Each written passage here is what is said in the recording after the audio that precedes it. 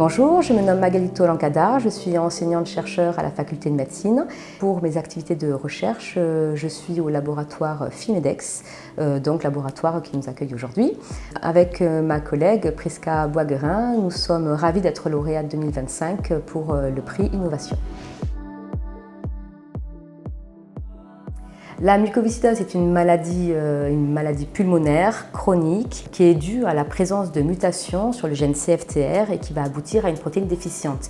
Cette protéine, elle est essentielle pour l'hydratation correcte du mucus qui tapisse les voies respiratoires afin d'éliminer les pathogènes et bactéries, virus qui sont présents. Et donc l'accumulation de ces pathogènes sur l'appareil respiratoire va créer une inflammation chronique et donc la détérioration du poumon. À l'heure actuelle, une trithérapie est proposée depuis peu. Elle présente un certain nombre de limitations. 25% des patients présentent des effets secondaires non négligeables.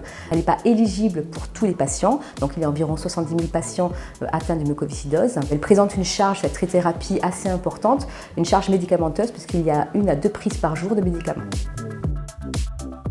Avec la création de la société Acezo Therapeutics, nous proposons une nouvelle bithérapie innovante par inhalation qui est basée sur 2 molécules, donc une molécule ADN et une molécule peptide, qui vont cibler spécifiquement le CFTR afin d'augmenter la quantité de protéines nécessaires pour une meilleure hydratation du mucus. Pour évaluer l'efficacité de ces molécules, nous avons mis en place un modèle de culture d'épithélium parce qu'il n'y a pas de modèles animaux actuellement disponible pour les maladies pulmonaires. Et ce modèle est basé sur la culture de cellules issues de patients atteints de mucoviscidose. Un des avantages de notre bithérapie, c'est l'aspect novateur très spécifique parce qu'on cible vraiment le CFTR, contrairement aux trithérapies qui sont des molécules très larges qui n'ont pas de spécificité et qui peuvent apporter des effets secondaires chez les patients.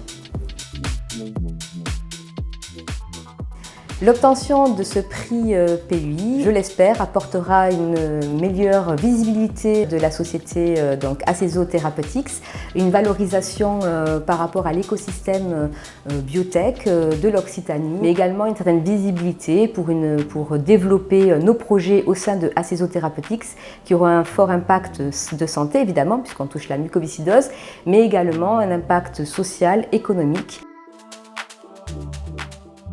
Je tiens à remercier particulièrement l'Université de Montpellier pour l'obtention de ce prix, mais également pour d'autres programmes comme le BIM et également la région Occitanie.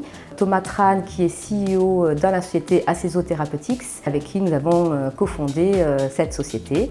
La SAT Accélère, qui nous soutient depuis de nombreuses années, ainsi que le BIC, les différents biotech comme Eurobiomed, mais également Créalia, qui soutiennent Acezo Therapeutics.